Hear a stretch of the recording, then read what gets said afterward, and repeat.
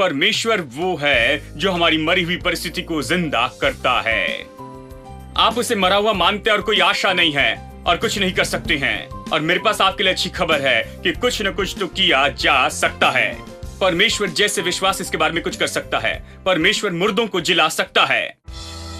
You are my hiding place. You always fill my heart with song of deliverance whenever I am afraid. I will trust in you. I will trust in you. Let the weak say I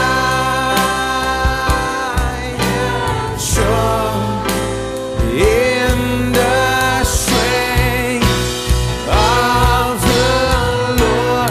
I will trust in you. I will trust in you. Say it. Let the weak say I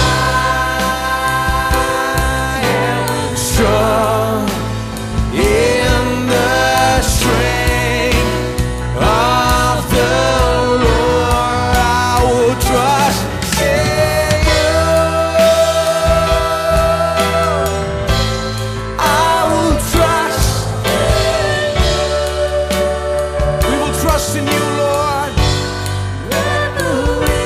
We are strong.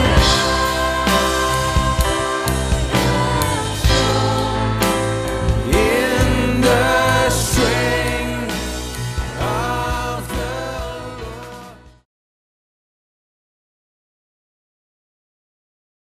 Romeo अध्याय 4। और मैं कहना चाहता हूं ये हमारे शब्दों का उपयोग करने के बारे में। हमारे शब्द कितने महत्वपूर्ण हैं और हमें कैसे बातें करनी चाहिए। रोमियो अध्याय 4 वचन 17 अब्राहम के विश्वास के बारे में कहता है। ये कहता है, जैसे लिखा है, मैंने तुझे बहुत सी जातियों का पिता ठहराया है उस परमेश्वर के सामने जिस पर उसने विश्वास किया और जो मरे हुए को जिलाता है और जो बातें हैं ही नहीं उनका नाम ऐसे लेता है कि मानो वे हैं। देखिए कैसे प्रभु के बारे में कहता है कि अब्राहम, उससे बताया गया कि परमेश्वर ने उससे बहुत सी जातियों का पिता बनाया है। और अब्राहम ने इसे सुना और अब वो तो बच्चा चाहता था। वो विश्वास का उपयोग करके संतान चाहता था। उसने विश्वास कैसे उपयोग किया, यह हम यही तो पढ़ते हैं। उसने निराशा में भी विश्वास किया कि वो बहुत सी जातियों का पिता हो जाएगा, इसलिए कि उस वचन के अनुसार कि तेरा वंश ऐसा होगा। विश्वास में निर्बल न हुआ। वो जो 100 वर्ष का था उसने अपने मरे हुए से शरीर को नहीं देखा और सारा के गर्भ की मरी हुई सी दशा नहीं देखी और न अविश्वासी होकर परमेश्वर की प्रतिज्ञा पर संदेह किया, पर विश्वास में दृढ़ होकर परमेश्वर की महिमा की। निश्चय जाना कि जिस बात की उसने प्रतिज्ञा की वो उसे पूरा करने में भी समर्थ है। इस कारण यह उसके लिए धार्मिकता गिना गया था। अब यह केवल उसी के लिए लिखा नहीं गया कि यह उसके लिए धार्मिकता गिना गया, वरन हमारे लिए भी। चलिए यही रुकते हैं।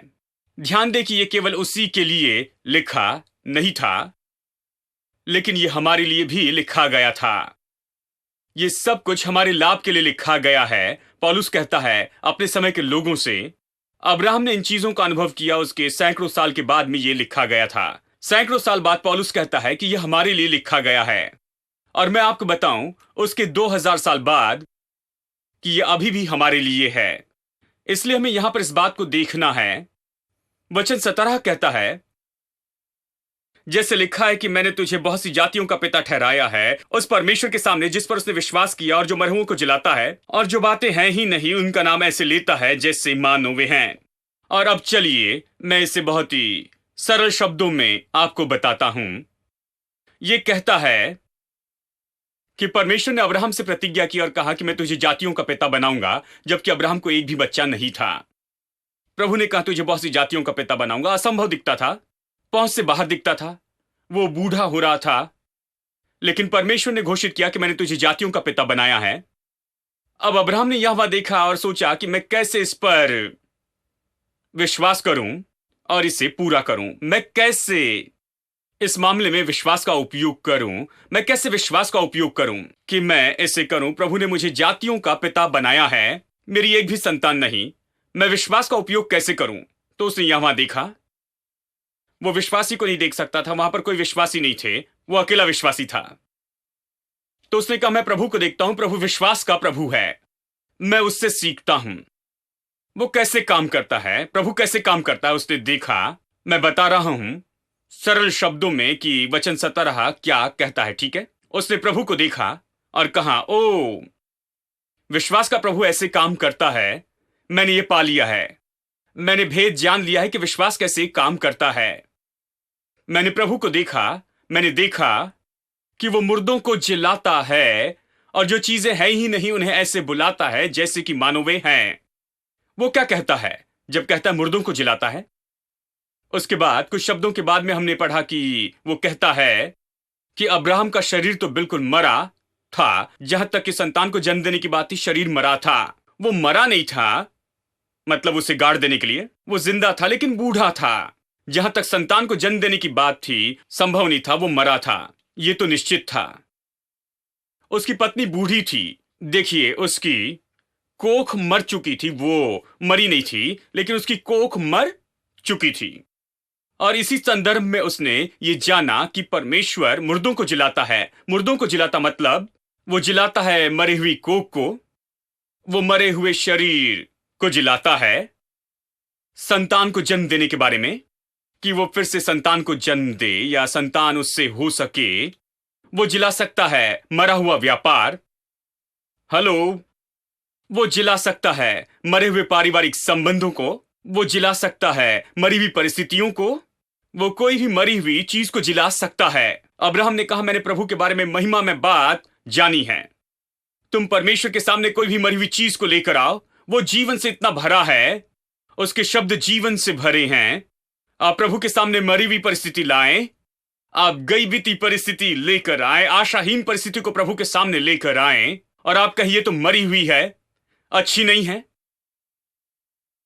कोई उपयोग नहीं, कोई आशा नहीं, भीतर में कोई उत्तर नहीं, ऐसे लगता है कि कुछ भी संभव नहीं। ऐसी परिस्थिति को प्रभु के सामने लेकर आए और वो कहता है कि मैंने पाया है कि ऐसी केस में चाहे वो मरे जैसे ही क्यों ना हो, बहुत सी परिस्थिति को मरा हुआ कहते हैं भाई हम इस व्यापार को जिंदा नहीं कर सकते हैं, ओ हम इसके बारे में कुछ नहीं कर सकते, ओ ये तो चला गया, खत्म हुआ, अब ये नहीं रहा, आप इसे भूल जाए, ये तो वहां पर है लेकिन बस मरे जैसे ही है, संबंध तो है लेकिन ये मरे जैसे है, विवाह तो किया लेकिन ये मरे हुए विवाह जैसे है। प्रभु कहता है नहीं, मैं मुर्दों को जिला सकता हूं।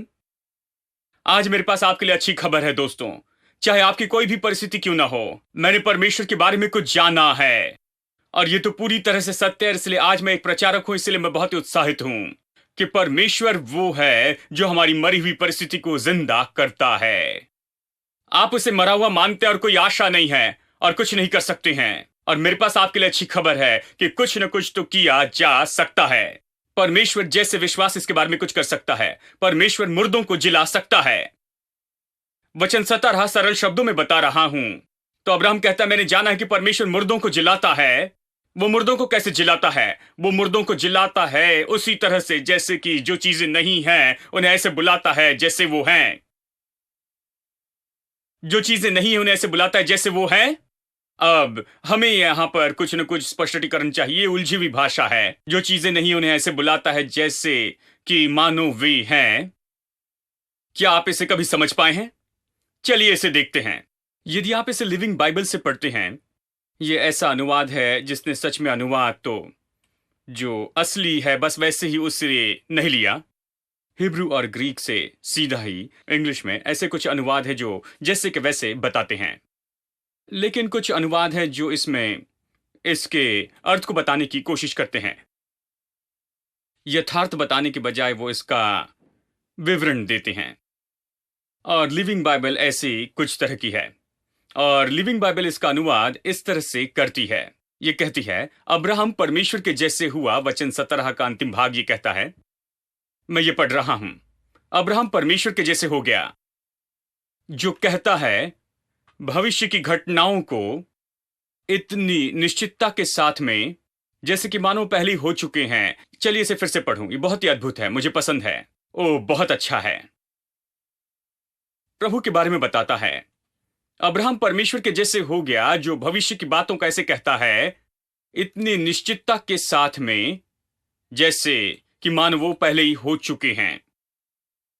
अब्राहम ने परमेश्वर की ओर देखा और कहा, मैं देखता हूं वो कैसे काम करता है, मैं देखता हूं कैसे वो शून्य में से सब कुछ बना लेता है। चलो मैं देखता हूं कैसे छुटकारा लेकर आता है, मैं देखता हूं कि मरी हुई परिस्थिति में वो जीवन कैसे लेकर आता है। चलो मैं देखता हूं कि सब कुछ कैसे वो सही करता है। चलो मैं देखता हूं कैसे चमत्कार करता है, क्योंकि उसने कहा कि मैं बहुत सी जातियों का पिता हो जाऊंगा। इसके लिए चमत्कार लगेगा क्योंकि मेरा शरीर तो मरी जैसे है, मेरी पत्नी सारा के गर्भ की दशा तो बिल्कुल मरे के जैसे है, कुछ तो भी यानी लगभग पुनरुत्थान होना ही पड़ेगा। तो चलो मैं इसे देखता हूं। और फिर कहता है मैंने इसे जाना है क्योंकि मैंने जाना है कि परमेश्वर कैसा है, मैं परमेश्वर के जैसे हो जाऊंगा, यानी जैसे परमेश्वर है। वो भविष्य की घटनाओं का ऐसे कहता है, ऐसी घटनाएं जो कि भविष्य में होने वाली है, जो कि अब तक नहीं हुई लेकिन वो भविष्य में होने वाली है।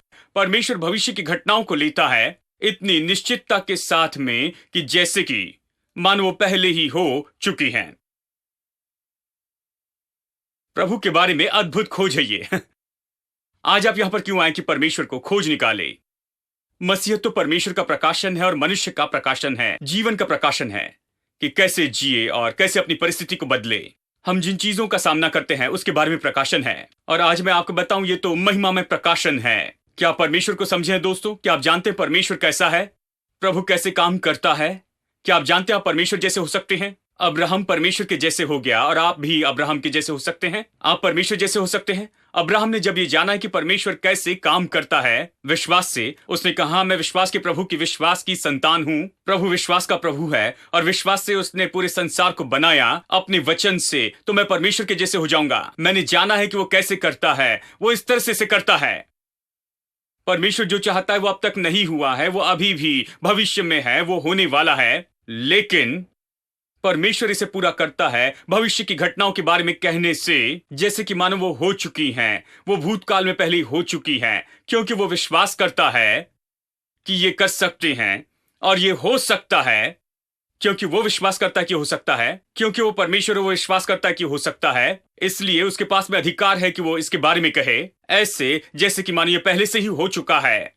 हालांकि अब तक होने का है, लेकिन ये मानो हो चुका है। और जब वो इस तरह से बातें करता है तो ये शब्द ही, ये इस तरह का शब्द जीवन लेकर आता है और मरी हुई परिस्थिति को जीवित करता है और वो बनाता है नया भविष्य उस मरी हुई परिस्थिति में से। आपको ये कैसे लगा? अब्राहम परमेश्वर जैसे हो गया जो भविष्य की घटनाओं के बारे में इतनी निश्चयता के साथ कहता है कि जैसे मानो वो हो गई हैं। अपने भविष्य को केवल आप तब जानेंगे जब उससे बातें करेंगे जो पहले वहां गया है या जिसने उसे देखा है। क्या आप उसे जानते हैं? वो जो जा चुका है भविष्य में अगले साल। क्या आप किसी ऐसे व्यक्ति से मिले हैं जो अगले साल में गया है, यानी अगले साल में? क्या आपने किसी को देखा है जो बहुत साल आगे गया है? और मैं समझता हूं कि लोग दर्शन रखते हैं, वो बातें करते हैं कि 2020 में भारत किस तरह से होना चाहिए। मैं इन बातों को समझता हूं, देखिए मुझे पसंद है, लेकिन क्या उसे जानते हैं जो सच में वहां पर गया है कि हमें बताया कि निश्चय ही ये जो है इस तरह से होगा? क्या आप जानते हैं ऐसे व्यक्ति को जो 2020 में आपके जीवन में होगा और आपको बताएगा कि उस समय क्या होगा, कल के दिन आपके लिए 10 साल बाद क्या होगा? मैं आपको बताऊं मेरे दोस्तों, यदि उस व्यक्ति को नहीं जानते तो आप केवल अनुमान लगा रहे हैं, लेकिन प्रभु वचन बताता है कि आपका भविष्य क्या है। परमेश्वर वहां रहा है, वह ऐसा है जो है, जो था, जो है और जो आने वाला है। वह ऐसा है जो भूतकाल, वर्तमान और फिर भविष्य का है। वह अनंतकाल का प्रभु है। परमेश्वर का वचन आपको भविष्य बताता है और इसलिए मैं आपसे कहूं परमेश्वर का वचन ही आपका भविष्य है। प्रभु का वचन आपका भविष्य है। यदि आप इस पर विश्वास करें, अगर आप इसे गले लगाएं, अगर आप इस पर काम करते जाएं, यदि आप खुद को इसके लिए दे दें और यदि आप इसे बोलने लग जाएं और विश्वास करें, तो आप ये भविष्य पा सकते हैं, क्योंकि प्रभु का वचन आपके भविष्य के बारे में बताता है। यदि आप यहां आए, आपने जिस किसी काम में हाथ लगाया वो असफल रहा है, मैं आपको बताऊं, परमेश्वर का वचन आपको बताता है कि परमेश्वर आपके लिए कौन सा भविष्य चाहता है, आपके जीवन के लिए प्रभु की क्या इच्छा है। यदि आप बिना आशा से यहां आए, मैं आपको बताऊं परमेश्वर के मन में आपके लिए क्या है। उसके पास अच्छी बातें हैं। वो कहता है मेरे पास तुम्हारी भलाई के ही विचार हैं, कि तुम्हें इच्छा की मंजिल दूं, कि तुम्हारे भविष्य में मैं आशा दूं। वो कहता है, यानी परमेश्वर के विचार ऐसे हैं, हमेशा वो भलाई के विचार हैं, भलाई करने के विचार है, इस तरह। और वो भविष्य जानता है, इसलिए वो भविष्य कहते जाता है। बाइबल इसी के बारे में है। ये बाइबल बताती है कि मैं क्या हो सकता हूं। ये मुझे बताता है मैं क्या हो सकता हूं। मैं जो हूं उसे ढूंढने के लिए ज्यादा समय नहीं लगता है। मैं अच्छे से देख सकता हूं कि मैं अभी क्या हूं, लेकिन मैं क्या हो जाऊंगा, बाइबल इसी के बारे में मुझे बताती है। मैं क्या हो सकता हूं यीशु मसीह के कारण, क्रूस के कारण मैं क्या हो सकता हूं। यीशु ने मेरे लिए जो किया उसके कारण मेरे पास क्या हो सकता है, उसके मारे जाने, गाड़े जाने और पुनरुत्थान से उसने मेरे लिए हासिल किया। मैं क्या पा सकता हूं, मैं क्या हो सकता हूं, मेरा भविष्य क्या हो सकता है। बाइबल मुझे यही तो बताती है। और विश्वास भविष्य की घटना को ऐसे कहता है जैसे कि मानो वो पहले ही हो चुकी हैं, क्योंकि ये प्रभु की इच्छा है, ये प्रभु का वचन है, ये प्रभु का काम है। मेरा विश्वास कहता है यदि प्रभु घोषित करे तो मैं हो गया मान सकता हूं, ये हुए जैसे है, और इसलिए मैं ऐसे कहूंगा जैसे मानो हो चुका है। अब्राहम ने यही करना शुरू किया। उसने क्या किया, प्रभु ने मदद की। उसने उसका नाम बदल दिया। मैंने आपको ये पहले भी बता दिया है। अब्राहम यानी बहुत सी जातियों का पिता, और सारा यानी बहुत सी जातियों की माता। यानी अब वो एक दूसरे को पुकारते हैं, बहुत सी जातियों के पिता, बहुत सी जातियों की माता। जब भी अपना नाम बताने के लिए मुंह खोलना पड़ता, वो इस तरह से कहते थे। मुझे पता नहीं वो पहले क्या कहते थे। उस समाज में मैं कल्पना कर सकता हूं, हजारों साल पहले अगर किसी स्त्री के बच्चे नहीं हैं तो उसे बहुत मुश्किल होती थी उनके लिए। आप शमूएल की माता की कहानी पढ़िए। उसके बारे में कहा गया कि घर में सभी लोग उसका मजाक उड़ाते थे, खास करके उसके पति की दूसरी पत्नी मजाक उड़ाती थी, और समाज तो बस बहुत बुरा कहता था। उन दिनों में जिन स्त्रियों की कोई संतान नहीं होती थी। और निश्चय मैं जानता हूं कि बहुत से पुरुष भी कठोर होते हैं। अब्राहम के बारे में पता नहीं अब्राहम कैसे आवाज देता था। शायद वो आवाज देता होगा, हे तुम बेकार औरत, तुम्हें कोई बच्चा नहीं हो रहा है, ऐसा कुछ, पता नहीं मुझे। कई बार पुरुष बड़े क्रूर होते हैं। और उन दिनों में बिल्कुल ऐसा ही तो था। हाँ, उसने हजारों बार उससे कहा होगा कि मेरे पास सब कुछ है, देखो मेरे पास कितनी संपत्ति है, कितने जानवर हैं, कितनी भेड़ बकरियां हैं, देखो मेरे पास कितने दास हैं, लेकिन एक भी बच्चा नहीं है। तुम मेरे लिए एक बच्चा भी उत्पन्न नहीं कर सकती हो। शायद उसने उसे हजारों बार याद दिलाया होगा। लेकिन परमेश्वर ने कहा कि अब जैसे तुम अपने घर में बातें करते हो उसे मैं बदल दूंगा, क्योंकि मैं बदलना चाहता हूं। इसके कारण तुम भविष्य में पूरी तरह से बदल जाओगे। मैं तुम्हें बहुत सी जातियों का पिता देखता हूं, इसलिए तुम्हारा नाम बदल दूंगा। तो परमेश्वर ने उसका नाम अब्राम रखा, और उनकी पूरी भाषा ही बदल गई। आप ये नहीं कह सकते हैं जातियों के पिता और फिर जो मन में आए वो कहें, ये मुश्किल होता है। तो परमेश्वर ने नाम बदला और वो कहने लगे, और इसी तरह से उन्हें संतान हुई। खैर, इसे देखिए, अब्राहम परमेश्वर के जैसे हो गया। सब लोग कहें अब्राहम परमेश्वर जैसे हो गया। यदि अब्राहम परमेश्वर जैसे हो गया तो वो हमारे जैसे मनुष्य हैं, तो हम परमेश्वर जैसे क्यों नहीं हो सकते? मैं सोचता हूं परमेश्वर जैसे हो सकते। किस तरह से परमेश्वर जैसे हो सकते हैं? हमारी नाक कैसे दिखेगी, इस तरह की बातें नहीं। हमारा विश्वास जैसे काम करता है वैसे परमेश्वर जैसे हो सकते हैं। जैसे हम विश्वास में काम करते हैं, हम विश्वास में परमेश्वर जैसे हो सकते हैं। हम भविष्य की चीजों के बारे में ऐसे कह सकते हैं जैसे मानो कि वो पहले से ही हो चुकी हैं। जो चीजें है ही नहीं उन्हें ऐसे बुला सकते हैं जैसे कि मानो वे हैं। यही लिविंग बाइबल का अनुवाद है। लिविंग बाइबल सरल शब्दों में इसका अनुवाद बताती है, अब्राहम परमेश्वर जैसे हुआ जो भविष्य की बातों के बारे में ऐसे कहता है जैसे वो पहले ही हो चुकी हैं। ठीक है, और ये बहुत ही सरल भाषा है। यानी प्रभु ऐसे ही है। यानी अब्राहम ने पाया कि परमेश्वर ऐसा है तो उसने कहा मैं ऐसे ही कहूंगा, प्रभु जैसे। मैं तो अब से परमेश्वर जैसे बोलूंगा। मैं भविष्य की घटनाओं के बारे में ऐसे कहूंगा जैसे वो हो चुकी हैं। और इसलिए अब तो मैं एक भी संतान का पिता नहीं हूं, लेकिन मैं अपने आप को कहूंगा कि मैं बहुत सी जातियों का पिता हूं। वो भविष्य को इस तरह से कहता है जैसे वर्तमान हो। देखिए, परमेश्वर इसी तरह से काम करता है। जब यीशु संसार में आया वो शरीर में परमेश्वर था। वो लाजर की कब्र के पास में आया, उसने ऐसे पुकारा जैसे कि मानो लाजर कब्र में बैठा था। उसने कहा लाजर बाहर आ। उसने पहले लाजर को जिलाना था और फिर कह सकता था लाजर बाहर आ।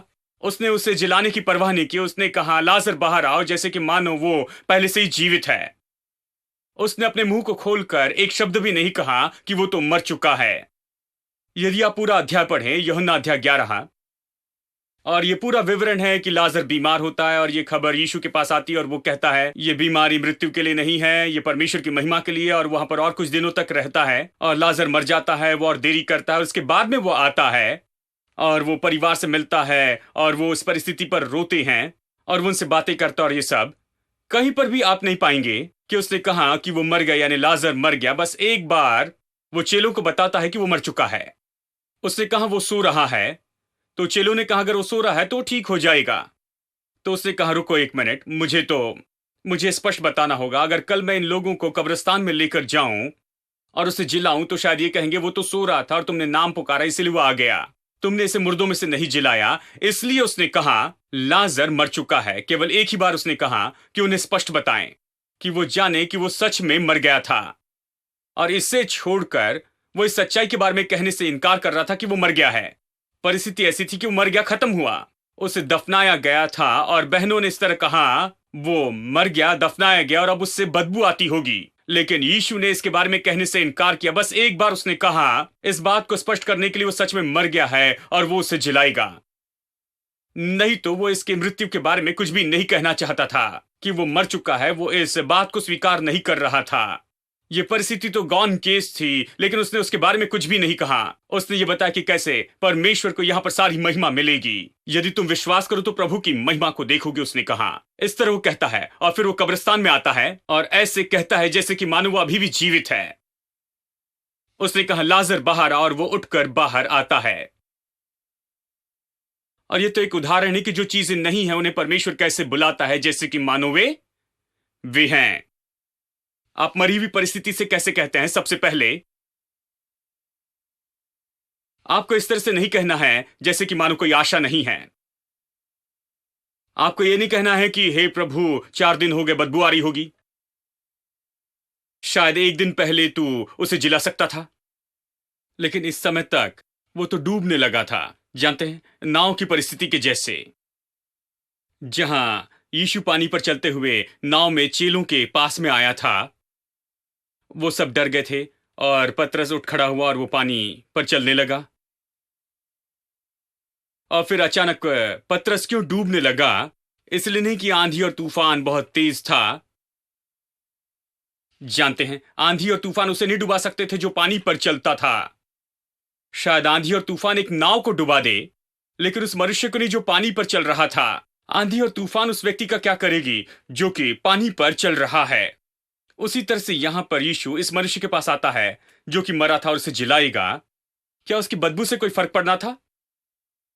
अब 4 दिन हो चुके थे, इससे क्या कोई फर्क पड़ना था? क्या यह कहना है अगर 2 दिन पहले आता तो वो उसे जिला सकता था?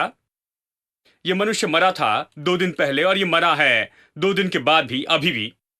यानी यीशु अभी इसे जिलाने वाला था, इसलिए वो इसके बारे में कुछ भी नहीं कहता है। वो उसे पुकारता है और लाजर बाहर आता है। और मैं आपको बताऊं, ये तो बहुत ही अद्भुत उदाहरण है कि कैसे कि जो चीजें हैं ही नहीं उन्हें ऐसे बुलाए जैसे कि मानो वे हैं। और यहां तक कि परिस्थिति भी इतनी आशाहीन थी, वो तो मरी हुए जैसी होती हैं। हम उनके बारे में कैसे कहें, उनके बारे में कैसे हम सोचें, हम उनके बारे में कैसे कहें? यही तो इस कहानी का पूरा मुद्दा है। और यहीं पर तो मुद्दा है यहां पर रोमियो 4 में। यहां पर परिस्थिति मानो बिल्कुल पूरी तरह से मर चुकी है। अब्राहम और उसकी पत्नी की बात में देखिए, वो तो बहुत बूढ़े थे, खत्म हो गए, मर गए थे, ये कहता है। लेकिन अब्राहम इस तरह से इसके बारे में नहीं कहना चाहता था, क्योंकि उसने ऐसे परमेश्वर पर विश्वास किया जो बातें हैं ही नहीं उन्हें ऐसे बुलाता है जैसे वो हैं। उसने उस परमेश्वर पर विश्वास किया जो भविष्य की बातों को कहता है जैसे कि मानो पहले ही हो गई है। This is the season of Jubilee. This is the season of Jubilee. Singing and dancing for you and me. Singing and dancing for you and me. Thanking and praising because we're free. Thanking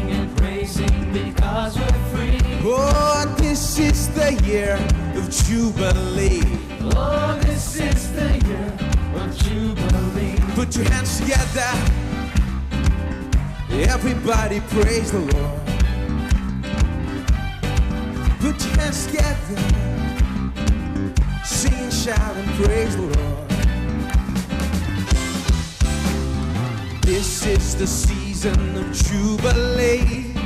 This is the season of Jubilee.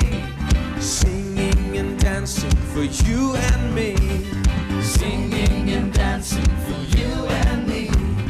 Thanking and praising because we're free.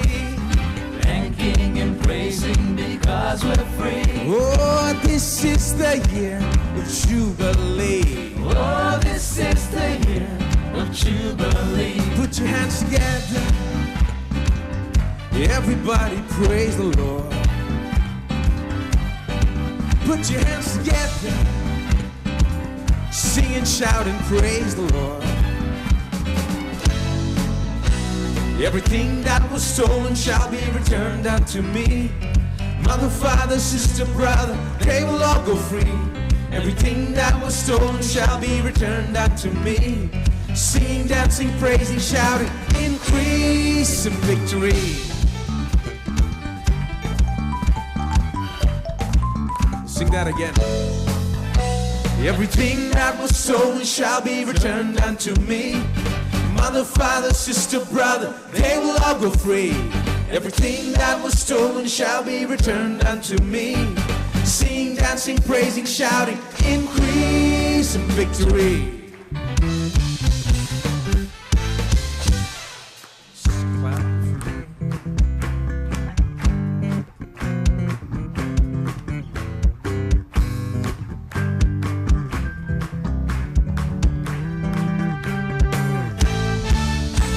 Everything that was stolen shall be returned unto me.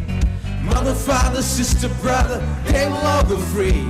Everything that was stolen shall be returned unto me. Singing, dancing, praising, shouting, increase and victory.